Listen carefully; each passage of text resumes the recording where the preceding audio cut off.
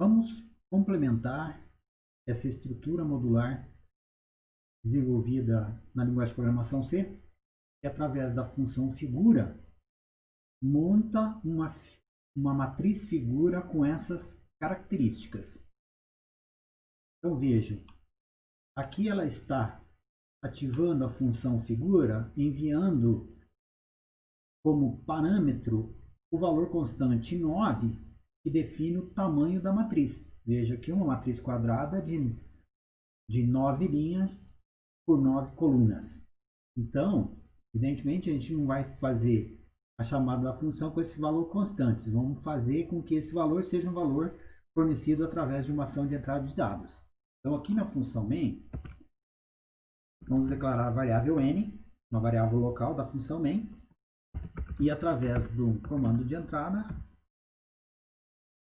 f, solicitar para que o usuário forneça um valor que será armazenado no endereço da variável n.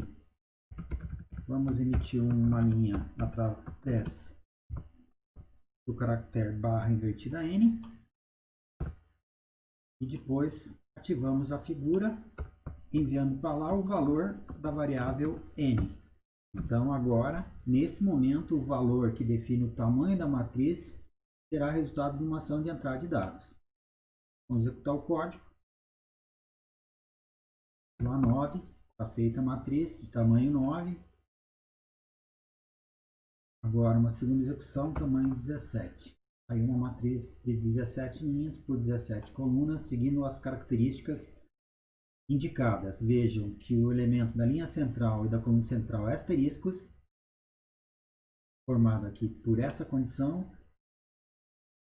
O valor da linha igual ao valor da coluna é diagonal principal, formada por 1. Quando a soma do valor da linha mais o valor da coluna for igual a n mais 1, é 2, e isso é diagonal secundária, e os demais elementos da matriz são 0.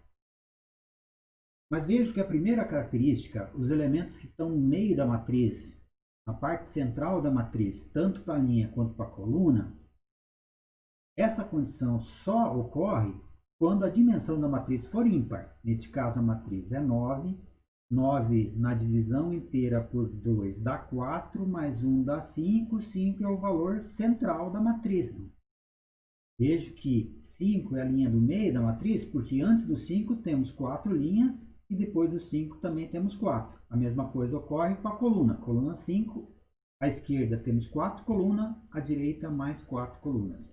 Então, para você ter um elemento que representa o meio da matriz, a parte central da matriz, é necessário que a dimensão da matriz seja ímpar. Veja, se ela for par, por exemplo, 8, a coisa não acontece da forma equilibrada quando é um número ímpar. Vejo aqui que na parte da esquerda nós temos 4 linhas, 4 colunas, e na parte da direita temos 3 colunas. Então fica desequilibrado e a gente só vai conseguir esse equilíbrio, elementos centrais, se a dimensão for ímpar.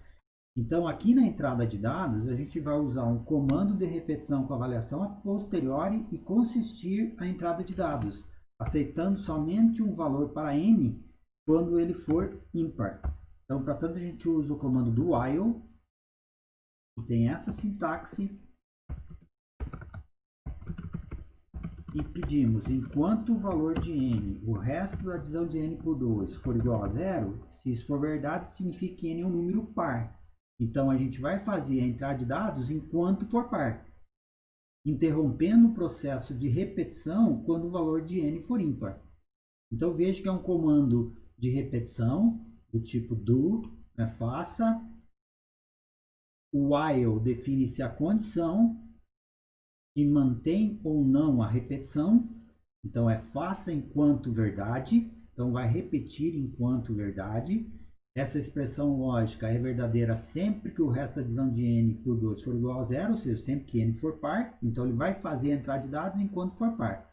Quando for ímpar, essa condição fica falsa e o fluxo de repetição é interrompido.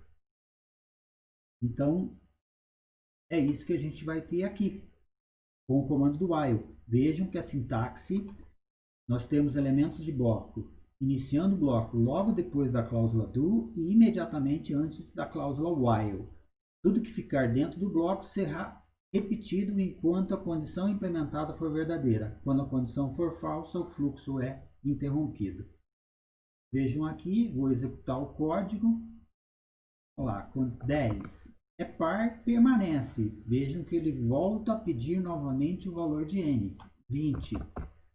Novamente par, permanece e solicita um novo valor de n. 30. É par, continua. 9. 9 é ímpar, termina a execução, chama a figura, faz a figura enviando para lá o valor de n.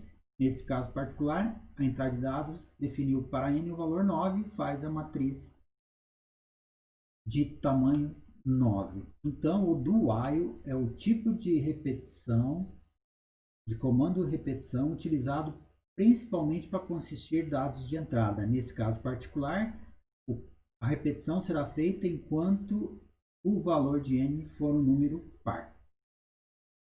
Vejo novamente. 2. 2 é um valor par, permanece, não interrompe, repete, faz novamente. Eu vou colocar lá 21. Ele fez uma matriz de 21 linhas por 21 colunas. Está aqui a matriz com as características definidas por essa cadeia de ifs. Elemento no meio, o meio é sempre o tamanho da matriz dividido por 2 mais 1. Então, 21 dividido por 2 dá 10, mais 1, 11. Então, os elementos de linha e coluna central, valor 11. Diagonal principal, valor da linha igual ao valor da coluna, todo mundo é 1. Diagonal principal, valor da linha mais o valor da coluna igual a n mais 1, todo mundo 2. E os demais elementos da matriz são zeros. E então a gente implementou uma estrutura de repetição com avaliação a posteriori. Por que a avaliação a posteriori? A execução do comando de entrada é feita antes. Então, a condição que define se a repetição vai continuar ou não, essa condição é implementada depois dos comandos. Por isso, uma estrutura de repetição com avaliação a posteriori, comando do while. Obrigado.